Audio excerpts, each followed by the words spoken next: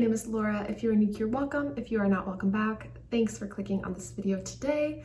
So today I might be making the most controversial video I've ever made to date. So I am going to be talking about my issues with specifically the Facebook plant community. So these are just going to be the negatives. Maybe I can make another video where I talk about the positives. So this is just like forewarning. I don't want anyone to come for me. This is just my experience from Facebook plant community and Facebook plant groups. I would love to kind of explore other plant communities. I just really haven't had the opportunity to do so. So maybe, and like I've heard a lot of people say really great things about just like the plant community in general. And so I do believe that the plant community is a very like awesome place to be.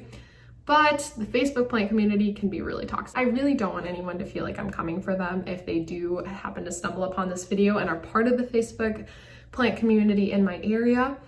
I am not trying to like call anyone out specifically. I have like a lot of examples for each of the 5 things I'm going to be talking about today. So it's not just like this one person did this one thing this one time and I'm coming for them, you know? So it's just patterns that I've seen over and over again. And part of the reason why I haven't left these groups, but I have muted all of them. And so I kind of tend to stumble onto them once in a while when I'm like looking for a specific plant, or when I know that like someone that I know, I have met some really great people. So I do know some really great people, but I do stumble on there when like I know someone that I know is going to be doing like a sale or something, but I have muted all these groups. I no longer get notifications from them. They don't show up on my feed. I really don't even go on Facebook anymore because I really had Facebook for the Facebook plant groups, which I don't really use anymore. But I guess let's start. After like a minute or 2 of disclaimers, I have 5 things that I'm going to be talking about. So the first thing I would say is that depending on the group you're in, and I think the area that I'm in has like 5 or 6 active plant groups, and I don't know like what's normal for different areas, but I feel like that's quite a lot. And so each group has kind of its own flavor. But some groups I have noticed that people are very like classist in terms of plants. And I like want to be really careful about how I say that. Like it almost feels like if you have these rare plants, like you are superior. And I hate that. Like I really, really hate that. I've also seen like instances where people post like a pink princess, for example. I did see this recently with the pink princess. Someone was selling it. It was like $100 for like a 2-leaf cutting. Sell your plants for whatever you want, no price shaming here. And someone just in the comments was like shocked because I guess it seemed like they were new to the community, and they're just like, could someone please explain to me why this plant is like $100 or $200 or whatever it was? And then some people just like get rude about it. Like, well, you know, no one's gonna sell you a pink princess for $10, like Karen. Like, just educate them in a kind way, you know what I mean? Like, I don't know. It just is not the type of community that I would like to be a part of, if that makes sense, where like you're criticizing people, or you're like isolating people, or you're making people feel stupid for not knowing or not owning rare plants. And like I have my fair share of like common plants, and I also have my fair share of like the rare, like harder to find plants. And like it doesn't, like if someone comes to me with like questions about a plant or whatever, and they like only own a pothos, like that's awesome, you know, I don't know, it just like it's gross to me that people are like kind of classist with plants. Like plants come from nature. That's just not the thing to be like do that if you have like really cool cars, and even then it's kind of like gross to me, but like whatever, those are material objects. Like plants are like something that are supposed to like ground us, make us feel like we're like one with nature. At least that's why I'm into the plant hobby. Maybe I'm in it for different reasons than other people, but like I collect plants because it helps me feel closer to nature. And I can't imagine like judging someone or ridiculing someone because the plants that they have are more common plants, or like they can't afford rare plants, or they're new to the hobby, whatever. Like it just feels gross. So I went on for a long time about that topic because that was the biggest one that just like, oh, it just makes my like skin crawl to think of people being just like disrespectful and rude and not inclusive to people because of the type of plants they own. Like, hello. So, oh, my camera's shaking. So I have my camera on my string of turtles that's hanging. So it's just, I actually touched my camera and now it's like swaying. So let me try to stop it from moving. Ugh. Okay.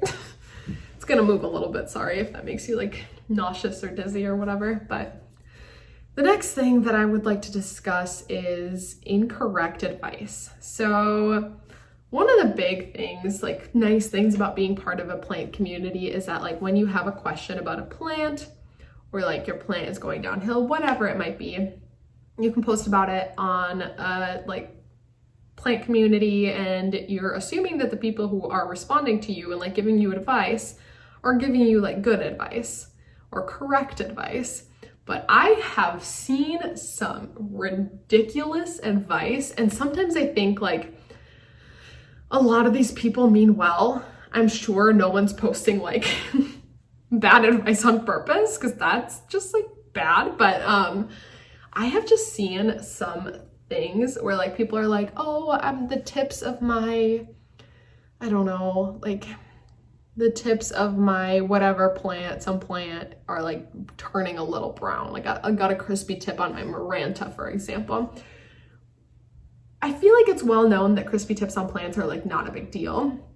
But some people are just like, you need to repot it, you need to soak it in hydrogen peroxide, you need to like leave it outside to bake in the sun to kill all the pests. I'm like, whoa, I don't think your plant has pests. I don't think you're gonna do all that and then your plant's gonna die. Like, I've just seen some things that some people say, and it's like, if you don't know that your advice is correct, like maybe keep it to yourself. I don't know. I really think these people mean well, but it's like, very difficult to ask for advice in like a big Facebook plant community where you have people from all over the like walks of life of plant owning, and then just having people who are like very assertive, like I know that this is right, and like telling you what to do. And I feel like for someone who is more experienced with plants, and I feel like I'm not explaining this super well, so I'm very sorry, but I feel like for people who are more experienced with plants, when you get like bad advice, like it's bad advice.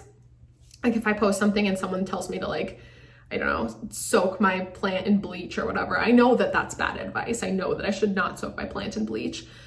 But for people who are beginners or maybe like, whatever, not super well versed in plants, they might actually take that advice and do it and like hurt their plants or even hurt themselves. Like, I just don't like that. Just like the wealth of bad advice and like incorrect advice is one of the reasons I muted the group. When I first like started on my plant journey, like I've owned plants for a really, really long time. I've had plants since I was like in high school, and even probably before then. But I really started like to really grow out my collection once I like bought a house and moved into it, so that I wasn't really bothering anyone but my fiance with all of my plants. That's when I started like getting into the more like rare, uncommon plants, and I really turned to these Facebook groups for advice. And now looking back, I think like, what kind of nutty crap did I do to my plants? Because I trusted all these people to give me good advice. So I feel like I'm just ranting at this point. But yeah, the bad advice is just like, it's just rampant. So next is a very similar kind of thing. So similar to bad advice is people who are just like so set that they are right and every other way is wrong. Everything else is wrong. So I have seen people get into like arguments and even fights, and like I said in my first point, like plants are supposed to ground us to the earth, to nature, like to make us feel like whole in this like very, I don't know, like wholesome way. And to have people fighting about plants is just like so counterintuitive to me. But I've seen people get into like actual arguments about plant care. Like, no, this plant needs this much humidity. You're gonna kill your plant because you're not putting it in a greenhouse. Like, if you missed your plants, that's bad. No, I missed all my plants. That's good. You're not missing your plants. You're a bad plant parent. Like, what the heck? Hold on, you know? Let people plant parent the way they want to plant parent. These are plants, for God's sake, you know?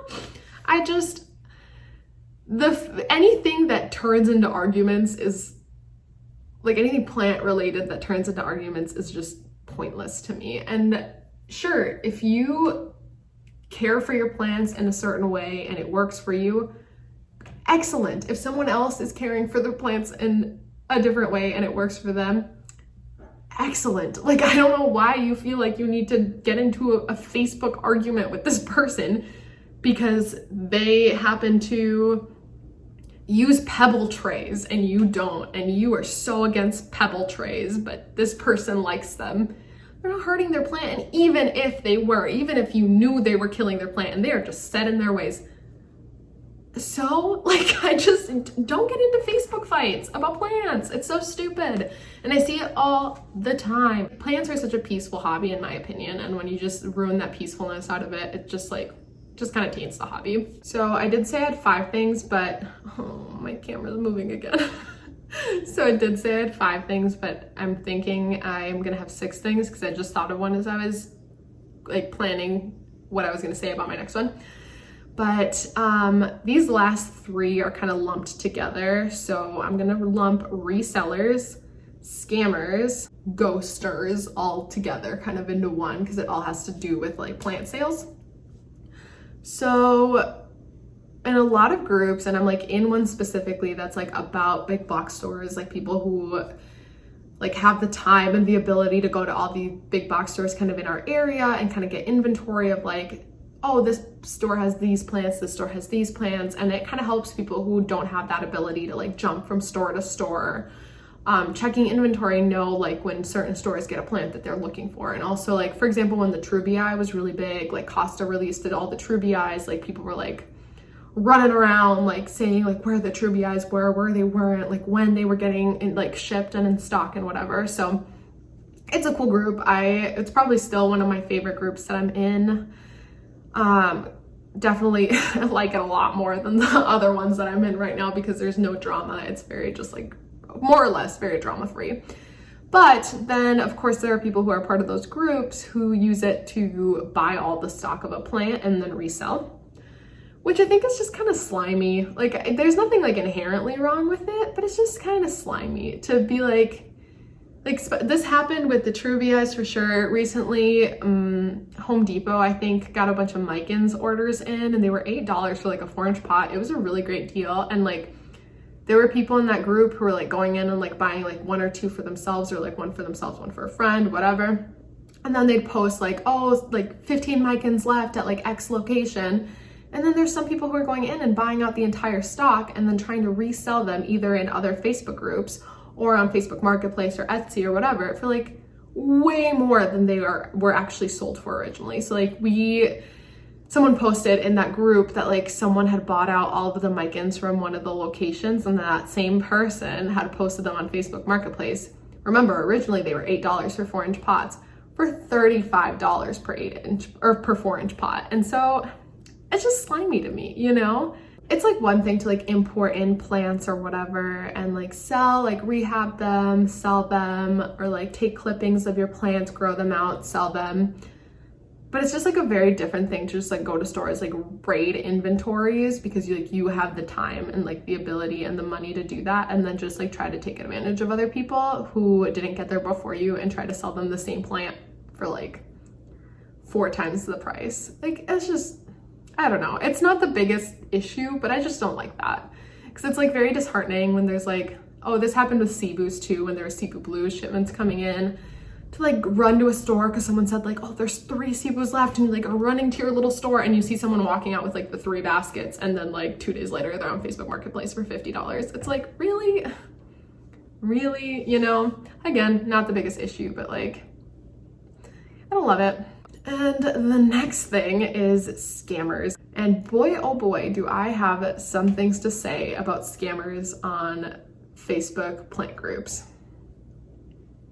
I've had such terrible experiences. I'm so over buying plants from people on Facebook unless I like know the person or like have bought plants from them in the past. I feel like I'm just like getting closer and closer to the camera as this video progresses. I'm just like getting so animated, but yeah, those like Facebook purchases that people do, I used to buy a lot of my plants through that. I have had spider mites introduced to my collection that way, scale introduced to my collection that way. I've had plants that were upwards of $100 that I was promised were well rooted, come in with no roots.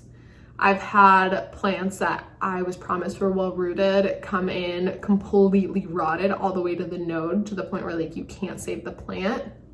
I had my old Monstera. This was the plant, I think it was highlighted in my like January 2021 plant tour, like my first big plant tour. That video did really well. It has like 20,000 views, but that Monstera I had gotten as like this like huge Monstera, and the person told me like, oh yeah, I've had this plant forever, like it's one of my favorite plants. I got it, brought it home. It was just a bunch of cuttings stuck in soil that were unrooted. And I paid like a pretty penny for that plant, and it was just very frustrating. And I didn't realize that it was just a bunch of cuttings stuck in soil for like a couple weeks. And so by the time I realized, most of the nodes were spent, like I lost a lot of that plant. And so it was just very frustrating. I've just like learned not to get plants that way. And like, it's really sad when people like know, like just they know that there's pests on their plant. Like there's no way that you are a plant collector or like you are a plant hobbyist and you have a bunch of plants and you don't know that you have a spider mite infestation. Like, have you ever had spider mites? When you look at your plant, do you know that they have spider mites? Yes, like they show all the signs. They have the specks, the webbing, like your plant is sad, like, and then to try to sell that to someone and like tell them like, oh, it's pest free, it's a really healthy plant. Like, girl, no. Like, I know it's like not a big deal. Like I've been saying, it's a plant is a plant is a plant, but it's like, why lie about it, you know? Like if your plant is sick and you don't want it, either be really like clear about the fact that it has pests when someone else is going to take it. Because I've definitely had plants with pests where I'm just like, I don't want to deal with this. Does anyone want it for free? Putting it out on my curb. If it's not gone by the end of the day, it's going in the trash, but like it has spider mites, SOS, someone take it if you want, but it has spider mites. And people have taken it because they know, you know, and I give them to people for free, even if they're like more expensive plants, because they're sick, you know. But just like people who are like, yeah, this plant is super healthy, and then you bring it home and it's like not, like that's just gross. I don't know. That happened to me with a Birkin back when Birkins were like, it was like Birkins did like this, you know, they in the prices, but it was like when Birkins were starting to go down in price, so they weren't quite at like the $10-15 we're seeing them now. I think Birkins were selling at around $50 at the time. And I drove 45 minutes to pick up a Birkin from someone, and she told me like, oh, it's so healthy, it's such a happy plant, blah, blah, blah. Just riddled with spider mites, riddled. And I didn't inspect it when I got there, and I've learned to do that, but I didn't inspect it when I got there because I trusted her. I got home, riddled with spider mites. I messaged her, she goes, oh, my bad. Oh, my bad? What do you mean, oh, my bad? Like, if that ever happened to me, which it has not, but if it ever happened to me that I sold a plant to someone and they later were like, hey, this has pests, when you sold it to me, it had pests, I'd refund them, no questions, you know? Like, I don't know.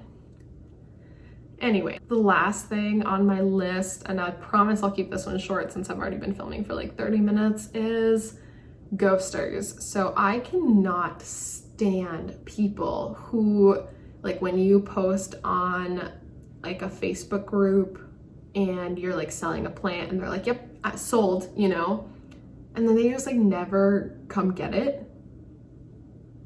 Just don't claim the plant if you don't want it, you know what I mean? Like, I just don't get it. Like, there's some people where I almost feel like I'm like tracking them down. Like, they will be like, oh, yep, I want this plant. We'll like message back and forth. They'll be like, yep, I'll come pick it up like Tuesday at 3. I'll like be sitting at my house Tuesday at 3, making sure I'm home so that when they come, I'm home.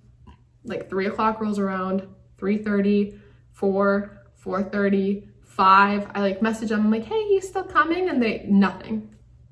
And like some of these times people have already paid for this plant. So then it's like, hello? And then I just like send them their money back if they never come pick it up. Like after like a week or two of like me trying to get in contact with them, if they never come, I just like beep, send them their money back. But like, why do you do that? It's like such a waste of my time for you to be like, yep, I'm coming to pick up that plant. I want it sold. And then just nothing, never hear back from you, nothing. I had this happen recently, and I don't even care if this person's watching it. You did this, and you chose to do this. But I sold these plants to this person, this person messaged me and was like, yep, I want these plants, blah, blah, blah. What's your Venmo? I sent them my Venmo. They're like, oh, okay, I get paid on Friday. It was like, I don't know, like a Wednesday or something. They're like, I get paid on Friday. Is it cool if I pay you on Friday and then come pick them up after? I was like, yeah, that's totally fine. I'll hold them for you. And then Thursday comes around, Friday, Saturday, Sunday, nothing. So I messaged them. They opened my message because on Facebook, there's read receipts. They opened my message, nothing, don't respond.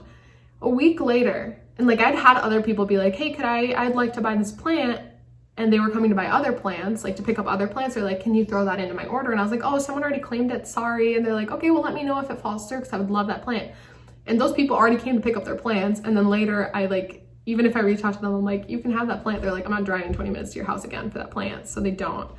So it just goes unsold. And this person like messaged me and goes, like a week later, the same person goes, oh, sorry, I didn't see your messages. Read receipts were on, so clearly you did. But anyway, sorry, I didn't see your messages. I was kind of feeling under the weather. And then I respond, I'm like, oh yeah, no worries. Like, what time would you like to come pick them up this week? Nothing. I still, read receipts were on. She saw my message. Still hasn't come pick up the plant. It's been like 3 months. And I've done other sales since then. And this person has like commented like that they would like to buy my plant. And I just ignore that person. I'm just like, I just have no time for you because that's just a waste of my time. I don't like that. So that is all of my qualms, issues, frustrations with the Facebook plant community. And like I said at the beginning, there are a lot of positives as well. This video was just like specifically about the negatives. So don't come for me and be like, oh, but people are nice, like blah, blah, blah. Yeah, I've met some really cool people through the Facebook plant community and they're really great and they're really nice. And there are positive things. There are positive things, but these are the negative things. So that's gonna be it for today. If you liked this video, give it a thumbs up. If you didn't, give it a thumbs down. And I'll see you in my next one. Bye.